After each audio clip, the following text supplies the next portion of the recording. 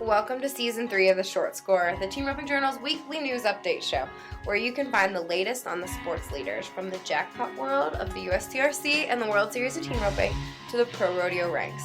I'm Chelsea Schaefer. And I'm Caitlin Gustov. And we'll be your hosts.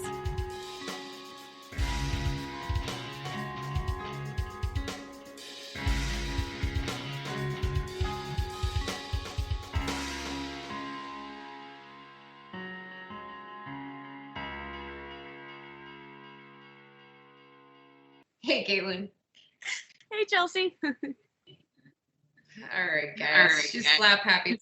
We just started this podcast by saying ready, steady, go, and apparently Caitlin thinks that's funny. Everybody, thank you all for being back with us on The Short Score. I am so excited that yet again we have all kinds of fun stuff to talk about that's happening in the team roping world, because there has been an explosion of team roping, I would characterize it as. Just over the weekend, too.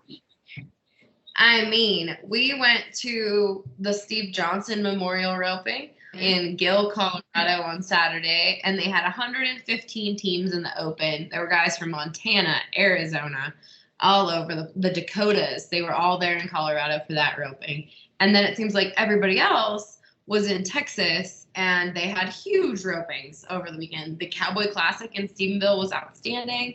And then, of course, Clay Logan's roping. They got so many teams in the 12, was it, that they had to move the Open to Monday because there were just so many people there. That's insane. That's awesome. Yes. So, Caitlin, you got to finish the short round of the Steve Johnson Memorial. How did that go down? Junior D's and Trey Yates won that.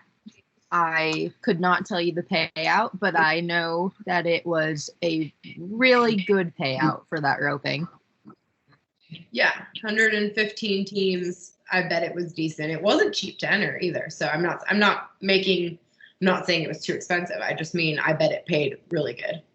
Yeah, and there was 7,500 added with 90% payback. So it definitely paid like a slot machine. Just in that open roping. The 12 was huge afterward. Mm-hmm. Oh, yeah.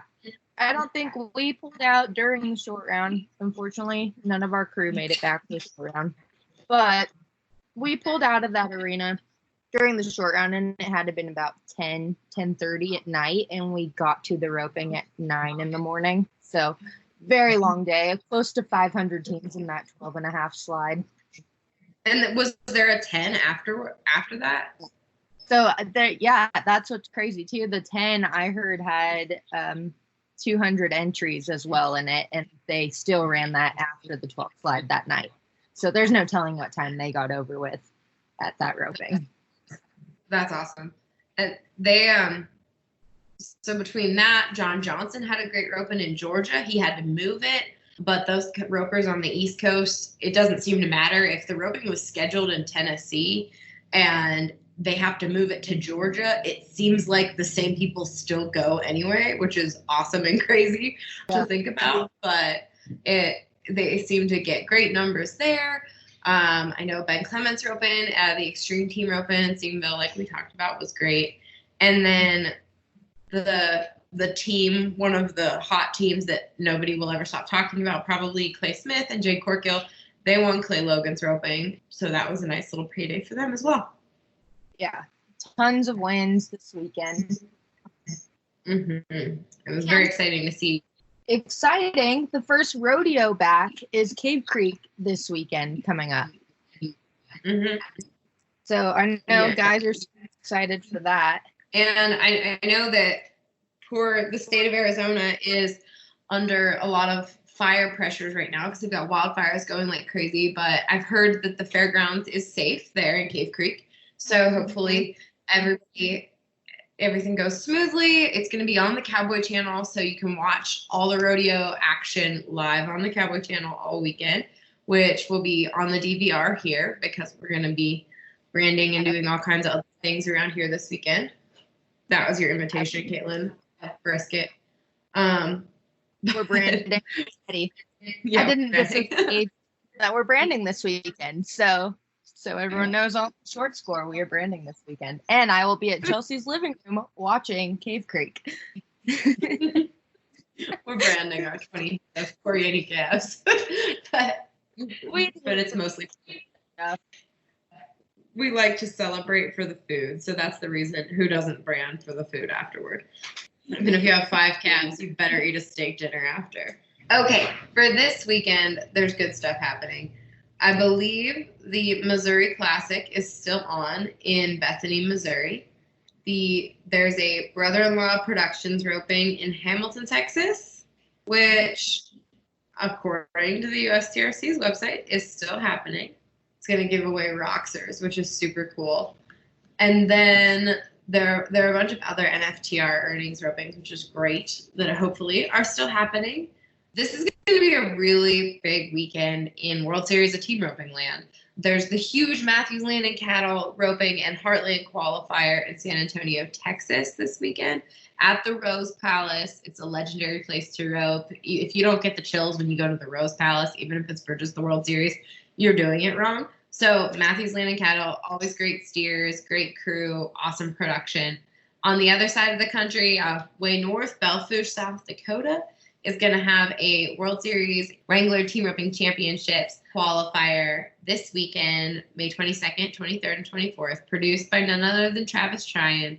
There's going to be an open. There's going to be a 16 slide. Then, of course, there's going to be the traditional World Series qualifiers with lots of prizes. It's going to be a good roping. So you have lots of choices, really, but those are some good ones on the World Series front. Sounds like a good end of your roper. What? Yes. Oh, what? I have to talk about other big news is that the BFI, the rumors are true, the BFI is moving to the Lazy E Arena in Guthrie, Oklahoma, June 20th to the 24th. So that means the same dates as the original BFI, the one that was supposed to be in Reno but was canceled. So we're waiting on all the details, but I hear they're going to have all the good 12 ropings, the youth ropings, the all-girl, all the good stuff that usually happens in Reno is going to happen at the world-famous Lazy E Arena in Guthrie, Oklahoma. I missed going to the timed event this year. Kendra went in my place. So I'm really excited at the prospect of going back to the Lazy E again for the BFI. Yeah, that's going to be amazing. Yes. So we will have all the BFI coverage through the Team Roping Journal, of course, as always. So that's our exciting news that was breaking earlier today. Yay. We all can't wait. I speak for everyone, I feel like, when I say we all. All right. Well, I think that is about it for the short score. I cannot wait to getting back to real event coverage as much as we can. Caitlin and I live to be at ropings, out with people at events. So we will have proper episodes of the short score with interviews and everything coming up soon as we finish. In my truck and drive to Cave Creek just to be around rodeo and people. We're ready for everything to kick open the chutes, as the PRCA said. So everybody, thank you all so much for listening. We'll be back with another short score next week, and then we will be back with the regular score at the end of next week. So thanks, everybody. Awesome. Thank you.